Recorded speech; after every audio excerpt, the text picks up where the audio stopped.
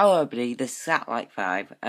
Today I'm joined with Jamie from My Whovian Obsession, and today we're interviewing the one and only Daphne Ashbrook from the TV movie. Here's a little clip. Da Vinci. He had a cold when he drew that. You're still fibrillating badly. No, I'm not. Here.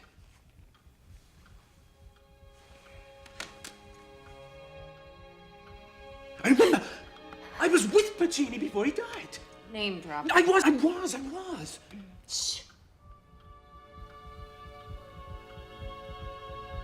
Oh my God. You say that's no echo. He died before he could finish Turandot. Alfano finished it based on his notes. It was so sad. You have two hearts. Who are you? I was dead too long this time. The anesthetic almost destroyed the regenerative process. Yeah. Right. I'm gonna get a syringe. I'm gonna take some blood. I want to know what's going on. Grace. Don't you see? I have 13 lives. Please. Okay, you're trying to tell me that you've come back from the dead. Yes. No, sorry. The dead stay dead. You can't turn back time. Yes, you can. I'm not a child. Don't talk to me like I'm a child. Only children believe that crap. I am a doctor. But it was a childish dream that made you a doctor. You dreamt you could hold back death. Isn't that true?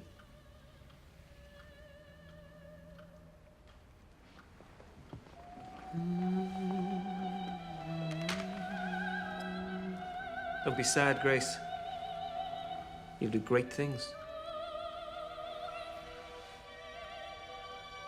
Hi, Daphne. Hi, how are you? I'm good. How are you? I'm very well, thank you. What's the weather like over there? You know what, I always like to ask that question. It sounds like one of those stupid questions because you're just trying to fill time, but I actually am very interested in weather things. Because I love snow and I love rain, and I don't get a lot of that out here. But we did, in fact, have a nice rainstorm. We've been having them sporadically for about a month, I guess. And the day after my birthday, we had a really good rainstorm all day long. It was so wonderful. A lot of people around here tend to hate it because we've got bad weather all the time. Yeah. But I love snow and I love rain as well. For some reason, I really like the wind. And we've been getting really strong gales over here recently. Mm-hmm. So every morning I'm just going out to the bus stop and getting blown like everywhere across the street. Yeah. I love the wind too. We had some really crazy wind yesterday at certain times during the day. The wind just took over, and it's I don't know what it is. There's something to be said for kind of being shaken or shook out of your tiny little world and reminded that we're sort of all part of a bigger thing. And I think something about that appeals to me. So I'm going with that. That's why I like weather. Yeah. Despite us getting bad weather, for some reason we've not really got so much snow recently, have we, Callum? No, we haven't. It's been strange. The best snowstorm was probably I was going to say about 2 years ago. 2010 was 6 years ago. 6 years ago we had we had great snow here. Yeah. I remember that. But we've not had much snow ever since, really. It's just kind of been out and about. We had last Saturday, was it? Last Saturday, that was about 3 days ago. I think it was, yeah. I woke up and there was just snow everywhere, and then it melted within a few hours, though. That happened in New York too. Same time. I think it was just over that weekend. They got a serious amount of snow, and then within days it was all gone. Mm-hmm. So we're having extreme weather, folks. That's what it is. You know, a lot of cold and a lot of wind, a lot of rain, sleet, snow, stuff that's kind of little out of the ordinary, and then it swings back the other way. So I figured this is a good time to just be prepared for whatever. Yeah. Have a few extra cans of food in the house so you can, in case you can't get to the store, you'll have a little food for yourself. So. Yeah. I remember when there used to be warnings ever about climate change, and just suddenly it's all here. Mm-hmm. Climate change seems to have already kind of, because I mean we typically up in Scotland we always get terrible weather, and then we occasionally get a heat wave, which that's when all my friends tend to go outside and I tend to recluse indoors. You're like I am. I prefer the cold. I really do. But no, my mother's been talking about climate change since the 70s. So as I was a little kid, I was very aware of the potential problem. And then as I got older and I watched the debate and I watched what our politicians over here were doing, and now of course it's just being used as a battering ram to try to unseat or steal a seat in the Congress or whatever, or become president. And so it's just used as a political tool when in fact it's over. I mean, really, I don't want to be Miss Nancy negative here, but we had a chance. We had a chance. If we'd really made some smart moves in the 80s, we probably could have avoided what is now here. And because you read anything, any of the scientists that talk about this stuff, you can't turn the ship around that fast. I think it's a valiant effort, and I think we should still do everything we can. But we're in for a rough ride, and it makes me sad because I have a daughter. And I told her when she was a little kid, it's, kid, we've done it now, so you're going to have to be the ones to either live through it the best way you can, or do what you can to limit the damage. But it's just going to be a very interesting challenge for everybody on the planet, and it's already happening. It really is. I mean, there are places that are everybody's being dislocated because the water is rising, et cetera, et cetera. Anyway, we should probably talk about some happy stuff. Yeah. Because it's getting a little heavy. I think the next time we talk to you, it'll be weather chats with that. Yeah. Maybe. Yeah, That's the next one. So I'll probably start off the questions, and my first one for you is: how did you come about getting the role of Grace? Well, it was very normal. There was nothing really extraordinary about it. I got a call from my agents, and they said, we have an audition for you. And they gave me the information, and they sent me the scripts so I could read and prepare. That was the most extraordinary part of it, was the fact that the script was so interesting to me. It was a great part, so I was certainly interested on that level. But just the story, because I didn't know anything about Doctor Who, so this whole regeneration thing I thought was excellent. I was like, that's so cool. And I knew they were going to be shooting in Vancouver, and I'd shot there many times, and I loved that. I loved that location. And then I did finally find out that Paul was in it, and I knew him from With Nell and I, so I was very excited to potentially get to work with him. The audition itself, all I really remember is that, I went in and I had fun. And I remember liking everybody who was in the room, which was down to, Philip Siegel, Jeffrey Sachs, and Matthew Jacobs. And I remember they were very friendly, and not everybody always is in this business. So it's nice when you walk into a friendly room. And we had a good time. And I know there was a callback. It just was kind of it just worked. There wasn't a lot of sweating it out, I remember I got the call that I received the part not too long after the callback, so it felt really kind of just a pleasure all the way around. And then of course the shoot was the same way, really. It was just a pleasure all the way through. Cool. Yeah, so I guess you must have been quite surprised at, because obviously not knowing Doctor Who, were you surprised at all at the fan reaction when you got the part? Well, you know what? I didn't know. I didn't know anything. All I knew was that I'd landed a great, strong female character part to play. And I also, one of the other things that I really loved about it and was interested in was the levity of it. I usually... most of my career has been spent crying, killing someone, or being killed, heavy, heavy drama. And this was, there was some drama, no doubt, but just the quick banter between the two, the Doctor and the companion, were so much fun, and I really felt like I was up to that challenge. Now, once I started to find out as we were preparing to shoot and then shooting, from Paul and Philip and Matthew and Sylvester and Jeffrey, and even the people who live in the home that was Grace's apartment. Those people informed me. I just started piecing together and getting all this information about the size of this legacy, and that's when I started to feel a little pressure. I'm not gonna lie. I was like, oh geez, I better not let anybody down. And but again, I was not aware of any kind of reaction outside of my little bubble. And plus, we shot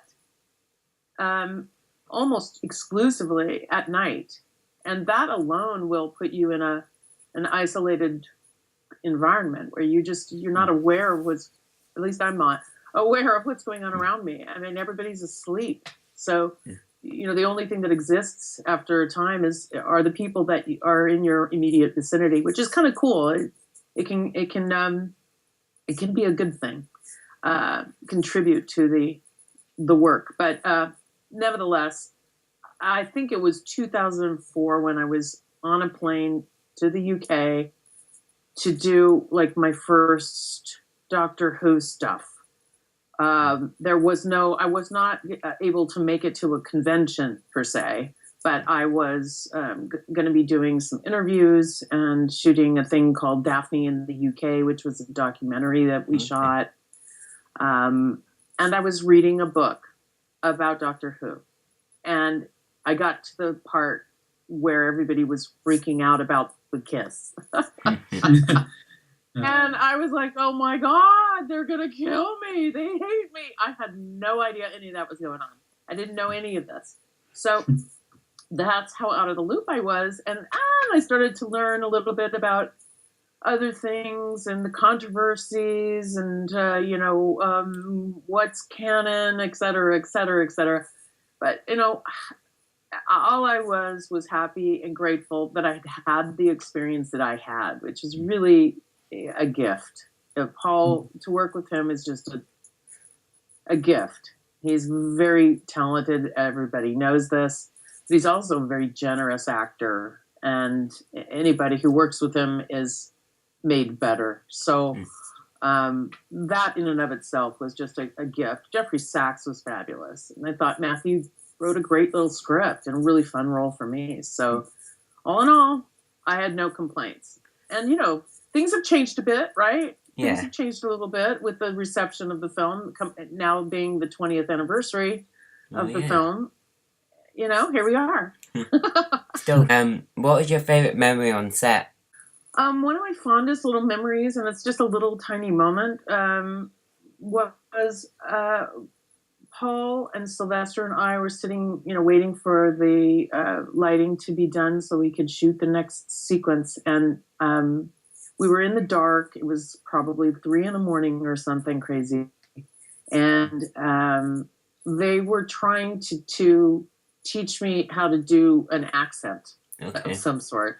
And I, of course, was sounding really terrible. But we just couldn't stop laughing. All 3 of us were just laughing our butts off. I mean, it was just a nothing little tiny moment, but man, it was just fun. And, I love those guys. And they were very, I don't know, we were all in it together. Yeah. And again, that's not always the way it is, but it was with those guys. And it was that way fairly instantly. We had the read through, Paul and I, we were the only ones there. And with Jeffrey, of course, and Matthew and Philip. And that was where we first met. And I wasn't sure if we were going to get along or if he was going to like me or whatever. But by the time we finished that read through, I was convinced that we would work well together on just that pure and simple level. But the other part was that I could tell we were sort of on the same page as human beings. So it was just like, whew, a month and a half working nights with somebody who doesn't like you could be real rough. But it turned out we all got along. We all liked each other. So those little moments on the set were the things that gave me so much joy. And then the work itself was very gratifying too, because I felt like we worked so well together that it was always kind of a high to be able to jump into a scene and then get to the end of it and know, hey, that kind of worked. And we weren't planning on all of that. You know, sometimes there was some nice spontaneity that came through, and that's when you know you're really doing it right, I think. And then Jeffrey allowing that too. So yeah, it was fun. I probably could think of more specific moments if I tried really hard, but I really enjoyed doing the ambulance scene. Oh yeah. Yeah. I thought that was so much fun, and there were several scenes in Grace's apartment that I thought were really beautiful, and they felt good to do, you know.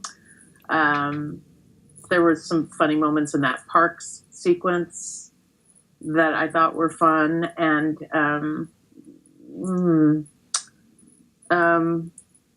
what else? I don't know. There's a lot of, like I said, it was just a real pleasure all the way through. So Cool. there you go. Yeah.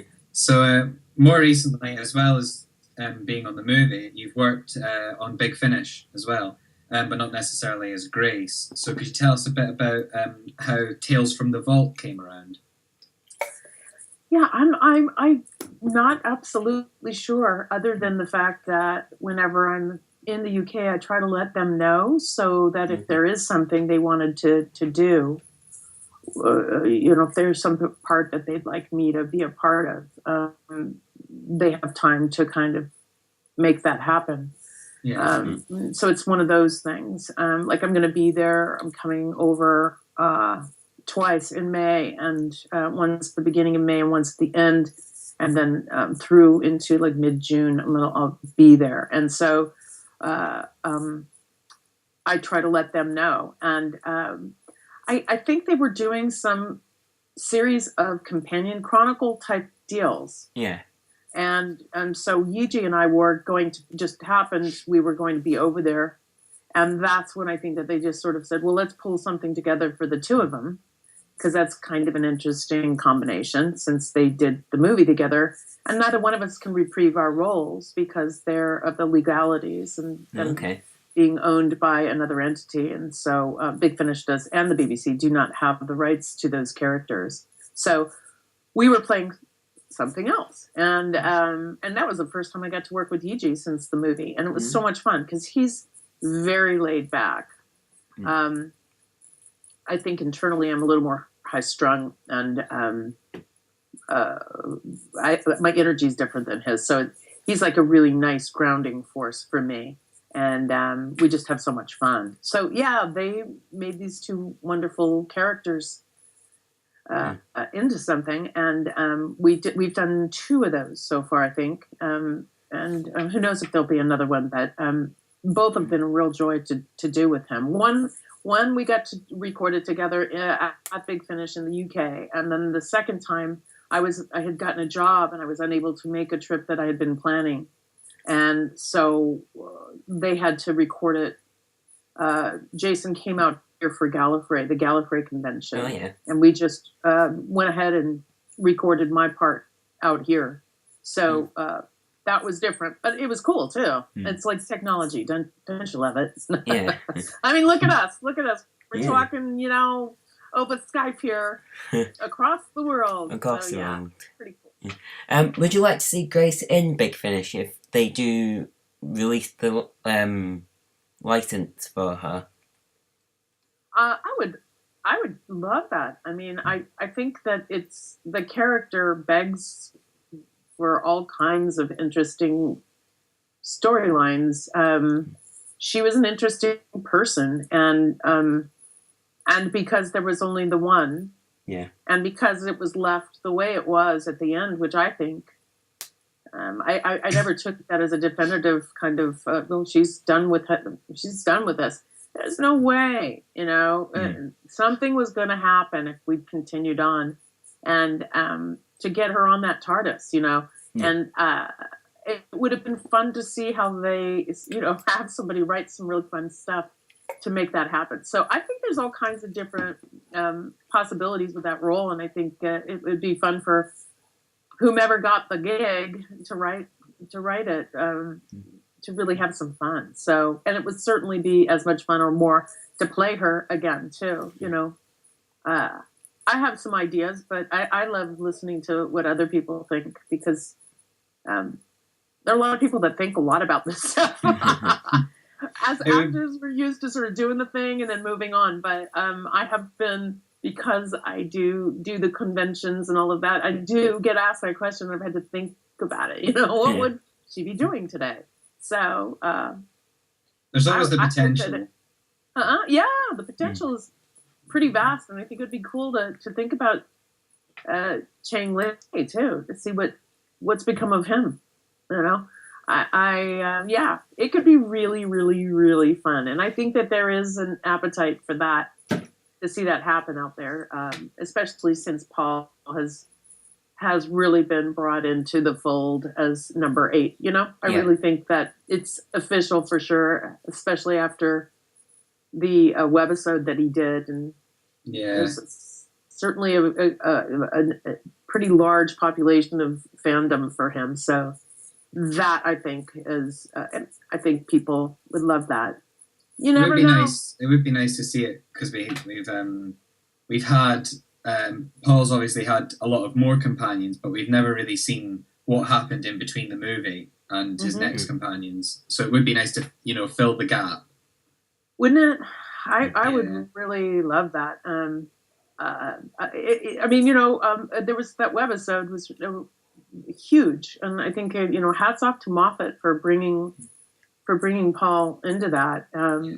I obviously he must be a fan of his, you know, so that was really a wonderful moment. So anyway, I hope that one day they sort this thing out. There was a rumor that sometime this year the rights to Grace and Chang Li would finally be released, because it's been 20 years or something. Yeah.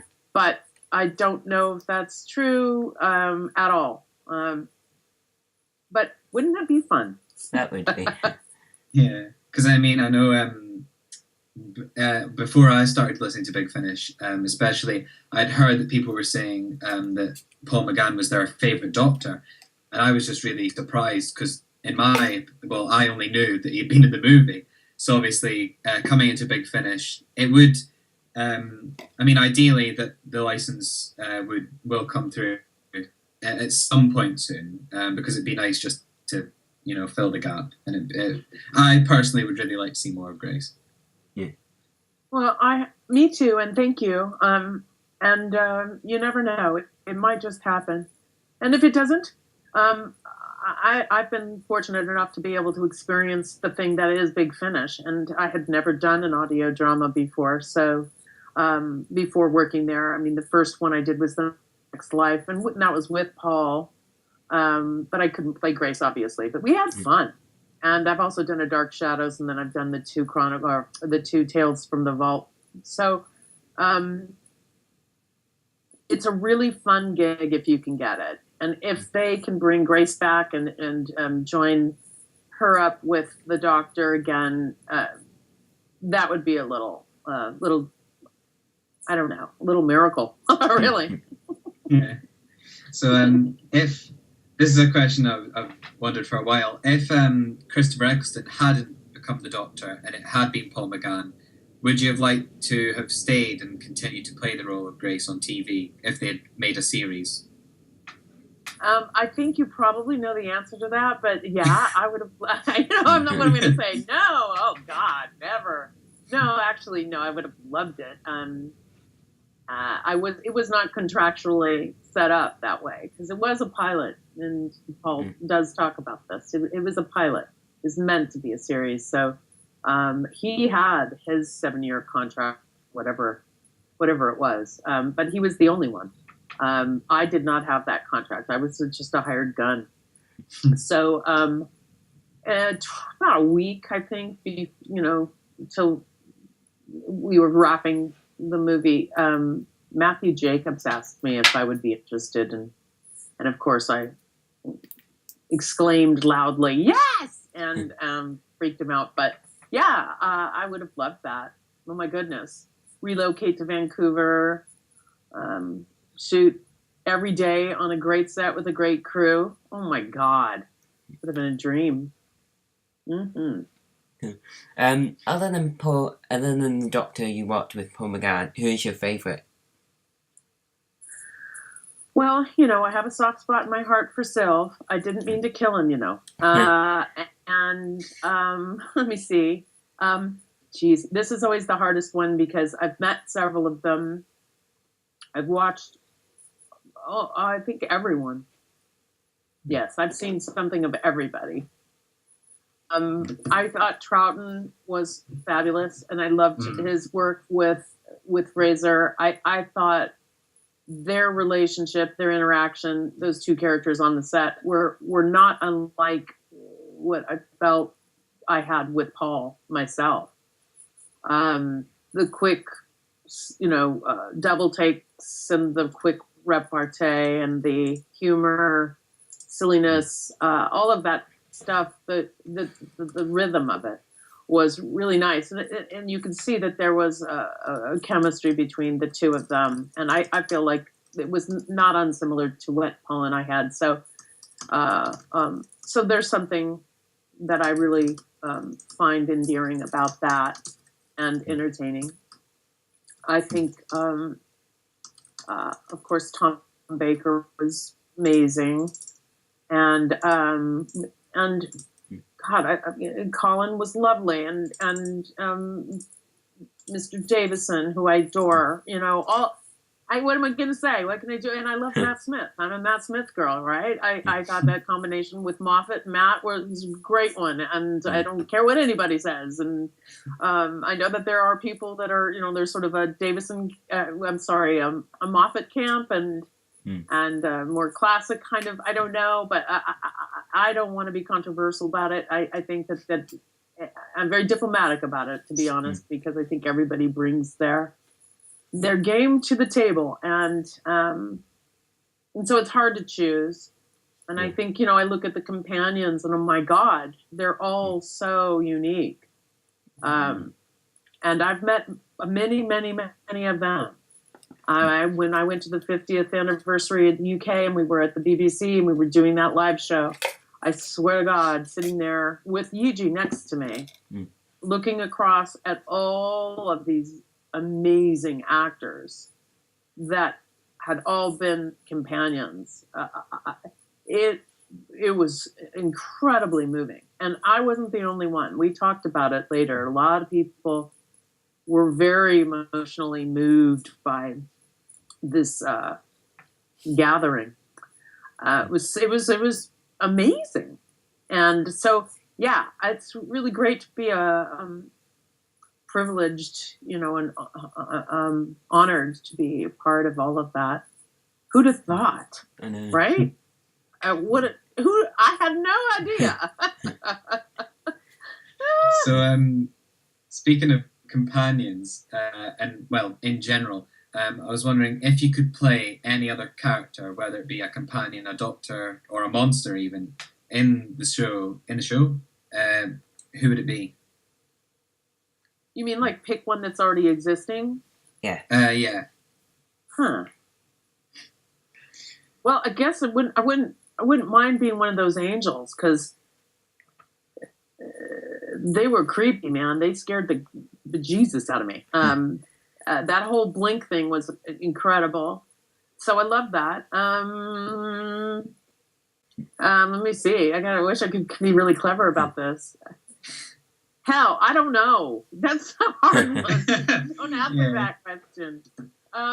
Shoot, I would play any of them. You know what I mean? Throw something at me, and if it's challenging, I'm all for it. As long as it's a challenge. So yeah. So I don't know. You're making a new short film at the moment. Can you tell us a little bit about that? Certainly. Last year I decided that I was going to put my money where my mouth was and and do what I tell other people to do, which is to not wait around for other people to give you a job and sort of make it happen. And as I've grown older and realized how important it is to me to actually create something out of nothing, and really actually have more control over it too. Pick the story I want to do. So I wrote a short. I was actually initially looking at doing a feature film, and as I was learning about it and talking to people about it and trying to get myself educated and prepared, I realized I might be biting off something a little too big for me to chew. So I decided to start out with something much shorter, and it was a challenge. Oh my God, for a 15-minute movie, I am amazed at how challenging it was to get it done. But we did get it done. We are in post-production, and I'm learning every day. It does not stop. It's amazing to me how every single day and every single issue is a huge learning curve for me. And I've had some real beautiful synchronicities come to assist me and make things happen. And I've also been challenged by one obstacle after another.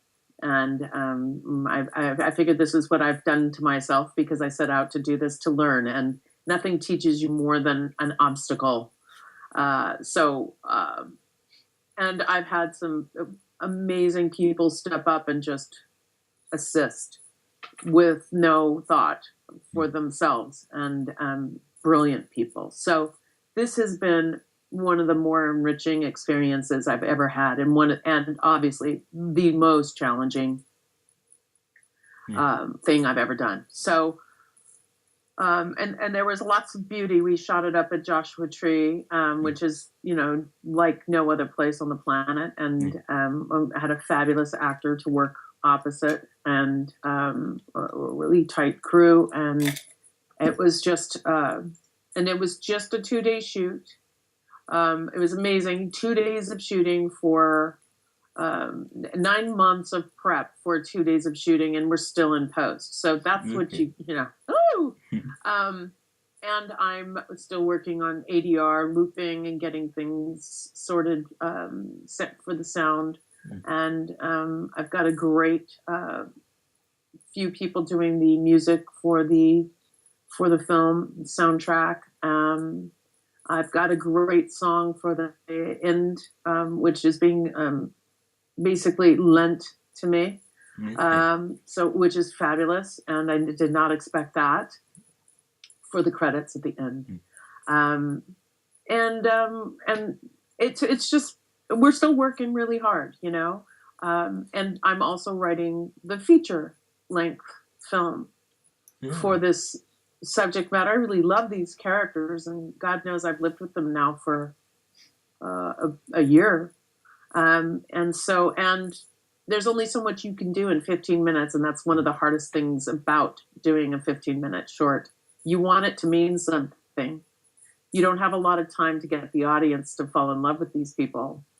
And in the subject matter, which I won't say too much about because I don't want to let the cat out of the bags, as they say.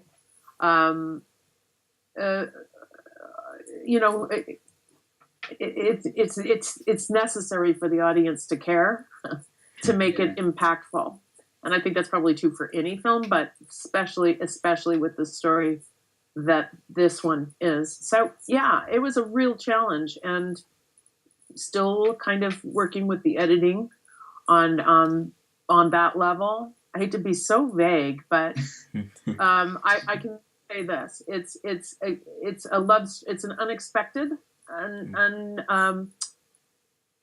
it's an unexpected love story. I don't know if unexpected is actually the right word.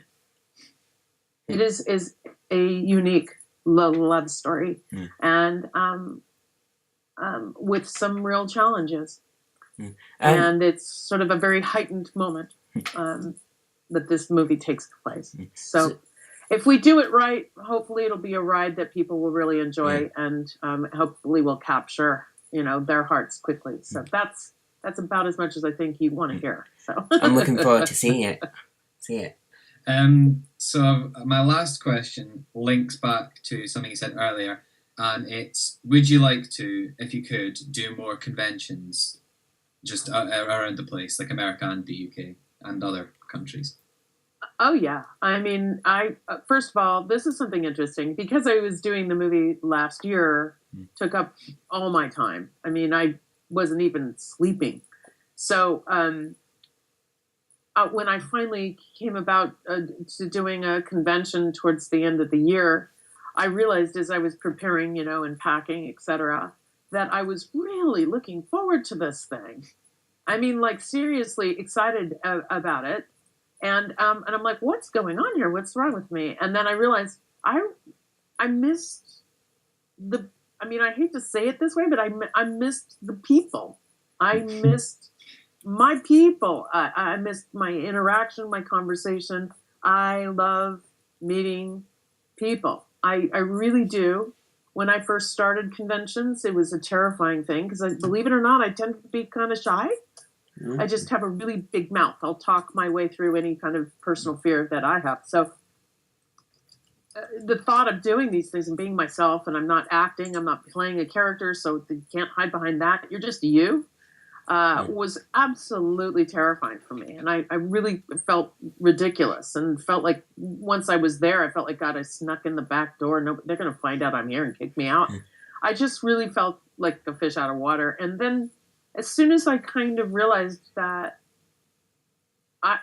okay, I might be uncomfortable answering questions and talking about myself like I am right now.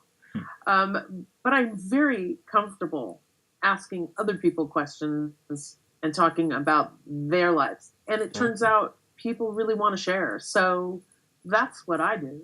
I go and I get to meet people and find out about their lives and hang out and, talk about the crazy world that we all live in and this crazy thing called Doctor Who. And it's just really fun. And I just love people. So, yeah, and I love travel too. Even though much of the time when I'm traveling, I will only see the inside of a hotel, right? But I do love people. And so, yeah, I've got some stuff lined up this year. I'm going to be, like I said, in the UK. Cool. And then there's something extraordinary coming in September here in the United States. And there may be a couple more of those smattering along the way. So I really do enjoy it. And I just think it's a really cool family to visit. You know what I mean? Yeah, people are wonderful. The good thing is when you're over here, you get the weather that you like. I get the weather I like. Well, although I have to be honest with you, I can't tell you how many times I've spent some time in the UK and the weather is like beautiful, and everybody's like, "What the hell is going on?" And I did that. I'm saying, I think I brought the sunshine with me from good old USA, California, whatever. But yeah, I have not got caught in a lot of rainstorms while there. It's very interesting. Yeah, some beautiful weather, but. Someday I'll go to Scotland. I hear that there's a little more regular rainstorms, right? Yeah. In Scotland? Yeah. Yeah. And I haven't not been there, and I've not been to Ireland, and I've got that blood running through my veins. So someday I'm going to get over there to both of those places. I want to visit. Yeah. You'll see. We'll see. It's right there, right? It's so close. I should do this thing. You should. I mean, I admit I've not even been to Ireland myself. You might be what? I've not even been to Ireland, and I live in the UK. Oh, well, you gotta go. I mean, I haven't been there, but the pictures look great, and I certainly love Irish people. So, I'm very Irish. Like my dad was extremely Irish. We're, the cliche Irish, Irish personality. I guess I'll say, dark humor, all that. Mm-hmm. So I think that's us. I think we're ready to wrap up. Yeah. This was fun. It's been great talking to you. It's been really to lovely speaking to you. Yeah. Thank you, you guys. And listen, I hope you guys can make it your way to meet me in person when I'm over there. Yeah, hopefully. Yeah, hopefully. That would be cool. I would hope so. I love you guys. Thank you so much. Thank you. Thank you. Take care, yeah? Bye. Yeah. Bye. Bye. Bye.